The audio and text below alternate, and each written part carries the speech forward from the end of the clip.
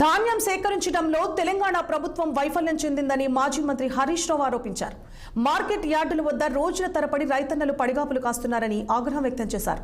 Siddipet market యార్డులో తడిసిన ధాన్యాన్ని మాజీ మంత్రి హరీష్ రావు పరిశీలించారు. తడిసి ముద్దైన ధాన్యాన్ని చూసి కన్నీరు మున్నీరవుతున్న రైతులను ఆయన ఓదార్చారు. కొనుగోళ్లలో అధికారుల నిర్లక్ష్యంపై హరీష్ రావు మండిపడ్డారు.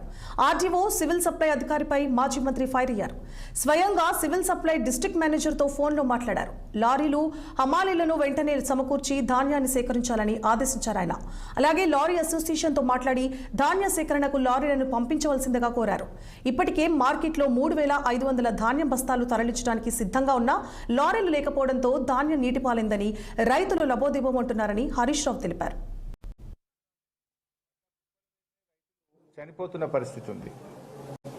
రాష్ట్ర వ్యాప్తంగా ఇప్పటికీ 5 రైతులు మార్కెట్ యార్డ్లో పడిగాపులు కాస్తూ దీనంగా ఎదురు చూస్తూ హార్ట్అటాక్తో కానీ వివిధ కారణాల వల్ల ధాన్యపు కుప్పల మీదనే రైతులు చనిపోయిన పరిస్థితి ఉంది. ఏప్రిల్ 15 జగిత్యాల జిల్లా కతలాపూర్ గ్రామంలో జలపతి రెడ్డి అనే రైతు మార్కెట్ యార్డ్లోనే చనిపోవడం జరిగింది. ఏప్రిల్ 21 మహబూబాబాద్ జిల్లా తొర్రూరు మండలంలో చీర్లం అనే గ్రామంలో మహిళా రైతు ప్రేమలత మార్కెట్ యార్డ్లో ధాన్యాన్ని తెచ్చి అక్కడే 2-3 రోజులు పడిగాపులు చేస్తూ చనిపోవడం జరిగింది. ఏప్రిల్ 26 సిద్దిపేట జిల్లా చేర్యాల మండలంలో ఆకునూరు గ్రామంలో హనుమయ్య అనే రైతు వడ్ల కుప్ప మీదనే ఆకునూరు గ్రామం చేర్యాల మండలం సిద్దిపేట జిల్లాలో చనిపోవడం జరిగింది.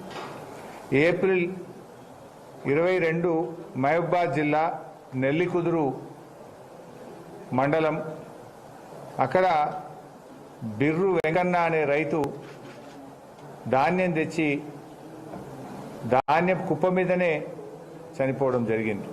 ఇట్లా చాలా మంది రైతులు అంటే నిజంగా ప్రభుత్వ నిర్లక్ష్యం వల్ల జరిగినటువంటి చావులు. ఒక రకంగా చెప్పాలంటే ఇవి ప్రభుత్వ హత్యలు. రైతులు ఇవాళ ఇట్లా చనిపోతున్నా ఈ ప్రభుత్వానికి చీమ గుట్టినట్టు కూడా లేదు. వడ్ల కుప్పల మీదనే రైతులు చనిపోతున్న పరిస్థితి ఉంది. రాష్ట్ర వ్యాప్తంగా ఇప్పటికీ 5 రైతులు మార్కెట్ యార్డ్లో పడిగాపులు కాస్తూ దీనంగా ఎదురు చూస్తూ హార్ట్అటాక్తో కానీ వివిధ కారణాల వల్ల ధాన్యపు కుప్పల మీదనే రైతులు చనిపోయిన పరిస్థితి ఉంది.